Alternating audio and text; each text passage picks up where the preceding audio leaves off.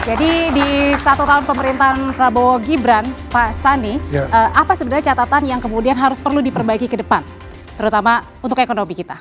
Ya, jadi saya setuju sama Ibu ya. Jadi bagaimana kita betul-betul investasi yang sudah ada ini betul-betul dipertahankan supaya tidak keluar. Karena memang menarik investasi yang baru itu sangat susah. Untuk itu makanya kita perlu menjaga konsistensi kepastian-kepastian yang tadi saya sampaikan ya.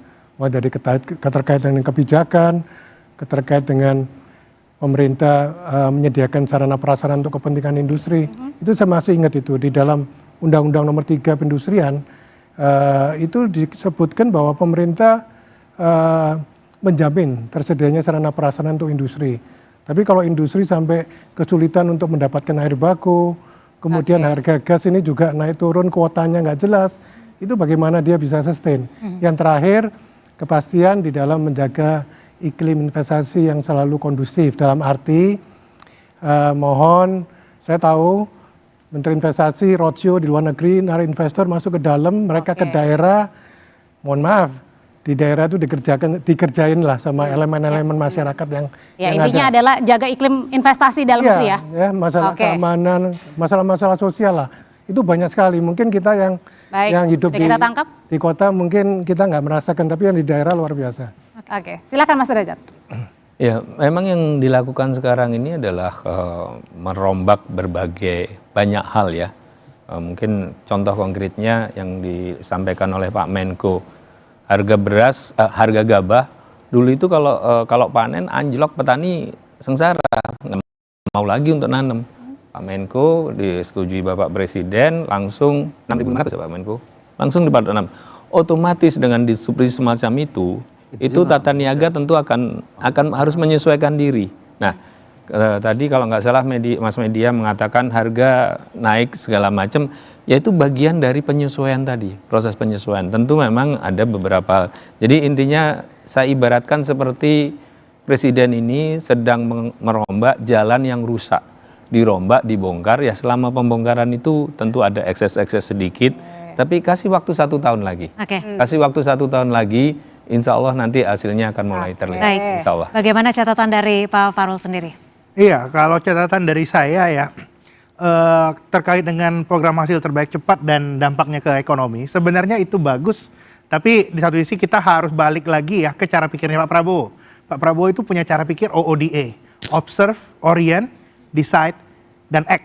Dan kita sudah punya data, segala macam dari Celios dan lain-lain sudah melakukan kajian ya. Dan dari data ini, saya berharap ya di tahun kedua kita bisa melakukan Observe, Orient, Decide, Act, sehingga program hasil terbaik cepat dan hal-hal yang dilakukan oleh pemerintah dampak ekonominya bisa terasa. Mudah-mudahan di 2026 pertumbuhan ekonomi kita bisa sampai 5,5%. Amin. Mbak Mega. Singkat tapi banyak ke Pak Rosan. Pak, pertama jadi masalah utama ya untuk perlindungan manufaktur existing, saya mengejar itu Pak. Tolong ketika mencari industri yang baru, industri yang lama jangan dibiarkan mati. Yang kedua adalah BKPM dan Danantara harus gencar tarik realokasi industri yang menghindari tarif tinggi. Itu untuk Pak Rosan. Untuk Pak Zulhas, Pak, yang ingin kami masyarakat nikmati ketika ekonomi 5,12% adalah harga beras terjangkau dan barangnya tidak langka. Karena Pak, kami jumlah kelas menengah kita juga turun. Ketika jumlah kelas menengah turun, sektor informalnya naik. Ketika sektor informal naik, artinya perlindungan itu tidak ada untuk pekerja. Ketika itu terjadi sebuah kecelakaan, multiplier efeknya bisa ke keluarganya dan itu ekonominya berbiaya mahal ya Pak. Terima kasih Pak Zulhas. Catatan singkat dari Celios, silakan. Ya, kita semua harus menghormati pemimpin dan itu benar. Tapi bukan berarti membiarkan. Dan saya kira publik hari ini tidak membiarkan presiden, kabinet berjalan begitu saja tanpa diawasi. Jadi 1 tahun berjalan ada banyak sekali catatan kritis dan jangan tunjuk muka rakyat. Tunjuk muka sendiri, lihat kembali ke belakang layar apa yang saat ini menjadi masalah. Karena kritik dari rakyat, kritik dari publik itu adalah bentuk tanda cinta. Rakyat 280-an juta masyarakat Indonesia layak dipimpin oleh menteri yang benar. Termasuk juga kepala BGN yang benar. Kalau tidak bisa memberikan layanan publik yang benar, mundur dan gantikan dengan orang yang benar. Saya kira pesannya sederhana dan itu yang diinginkan dan ditunggu oleh publik terhadap Pak Presiden Pak Prabowo Subianto hari ini. Oke, itu catatan dari Selyus. Mbak Afu, apa catatannya Mbak, wakil masyarakat juga? Saya mungkin ingin bahas reformasi struktural terhadap ekonomi gitu ya. Yang pertama sebenarnya yang sudah dimulai oleh Pak Jokowi adalah yang sifatnya fundamental seperti infrastruktur, human capital, dan juga capital inflow gitu ya. Tapi second generation reform yang dibutuhkan hari ini tuh saya akan ringkas sebagai kompetisi. Kita butuh daya saing, kita butuh kembalikan BUMN yang berdaya saing, kita butuh bisnis-bisnis yang masuk ke Indonesia berdaya saing, dalam arti dia efisien secara desain, secara aktivitas ekonomi, dan jangan sampai area-area atau sektor-sektor yang harusnya kompetitif, yang harusnya berdaya saing, malah diisi oleh business of the state gitu ya, oleh BUMN yang membuat justru tadi beberapa sektor seperti BBM dan sebagainya malah jadi tidak kompetitif. Dan terakhir ini penting sekali dalam melihat ke masa depan, kita juga harus punya strategi ekonomi hijau. Jadi dalam konteks progresif kita pastikan struktur ekonomi juga redistributif dan regeneratif dalam desain-desainnya gitu. Jadi tidak hanya mengeksploitasi secara terus-menerus tapi juga memikirkan masa depan Indonesia. Terima kasih. Terima kasih. Silakan Pak Rosan, seperti apa sikap pemerintah? Wah, ini ada dua, kalau saya jawab cukup panjang. Singkat saja Pak Rosan, waktunya sudah habis soalnya. Terima kasih atas tadi masukannya, inputannya yang sangat-sangat baik.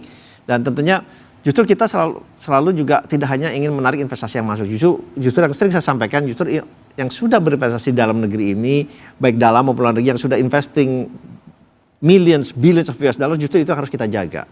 Kenapa? Karena justru itu adalah kekuatan yang bisa menyampaikan iklim investasi kita di sebenarnya gitu. Tapi itu kita sangat-sangat jaga kok gitu ya. Memang kita akuin pasti ada dinamika. Dalam investasi pasti ada dinamika. Tetapi in the long run kita lihat dari statistiknya, kita investasi yang masuk ke Indonesia itu rata-rata juga menghasilkan return dari para investor itu juga yang baik gitu ya. Dan yang paling penting yang ingin saya sampaikan adalah dalam orang berinvestasi ke dimanapun termasuk ke Indonesia, yang paling penting itu apa? Peace and stability-nya. Peace and stability. Peace and stability-nya. Pak, saya nambahin Pak, dan jangan hilirisasi Pak. Tentang hilirisasi, jangan hanya fokus ke sumber daya alam saja. Saya minta hilirisasi itu diperluas. Nanti kita akan ada diskusi sesi lain. Pak Zulhas, silakan tanya Pak. Pak Menko silakan. Oh saya, baik. Ya, karena yang dilakukan ini mendasar ya, setelah 28 tahun kita terbiasa dengan pasar bebas, ini ada perubahan. Tentu Mas Derajat tadi sudah menggambarkan dengan tepat, tidak mudah. Saya ambil contoh ya, makanya doa saya semoga Pak Presiden itu selalu menyala, jangan sampai capek. Gitu. Amin. Saya waktu Menteri Kehutanan memimpin penertiban tambang di Bangka Belitung. Bertahan cuma 1 minggu. Ketuanya daerahnya itu gubernurnya meninggal. Kami nggak sanggup, asal datang di demo besar-besaran cuma bertahan 1 minggu. Kenapa kita waktu itu dibentuk oleh Pak SBY? Karena melalui penelitian yang diterima oleh negara di Bangka Belitung itu, kalau kita ingin melakukan perbaikan, maka negara harus membayar 3.860 kali lebih besar. Dan ini Pak Prabowo coba lihat berhasil ya. Saya juga punya kasus dulu di Kehutanan menertibkan 40.000 sawit ilegal, nggak berhasil. Tapi ini malah 3,4 juta bahkan 4 juta. Nah, pendek kata saudara-saudara, saya kira ya seluruh tadi terkait programnya dan akan memberikan dampak yang luas, apakah makan bergizi, apakah suasembada pangan. Saya kasih ambil satu contoh, 28 tahun kita tidak bisa menyelesaikan harga gabah. Gabah ditentukan pemerintah 5.000, terjadi itu dibeli 3.000. Nggak bisa. Baru ini kita bisa ditentukan 6.500, di lapangan harga gabah itu 6.500 ke atas. Baru sekarang. Ya, dan artinya adalah masih banyak pencapaian ke depannya juga ya Pak Zulhas yang kita harus tunggu ya. Ya, pendek kata ya saya berani menyampaikan masa depan kita ini cerah. Masa kita berikan tepuk tangan kepada seluruh narasumber di laporan khusus. Dan satu tangan terang benderang tentu para panelis. Seperti matahari di siang hari. Kita berikan tepuk tangan dulu untuk para narasumber malam hari ini dan juga untuk para panelis yang sudah memberikan perspektifnya di laporan khusus 1 tahun pemerintahan Prabowo Subianto dan juga Wapres Gibran Raka Buming Raka. Terima kasih para narasumber, terima kasih para Bapak dan panelis. juga Ibu. Dan saudara, demikian laporan khusus 1 tahun Prabowo Gibran. Kita pulihkan ekonomi segera dan pada malam hari ini kita jumpa lagi. Sampai jumpa. Saya Cynthia Rompas. Saya Audrey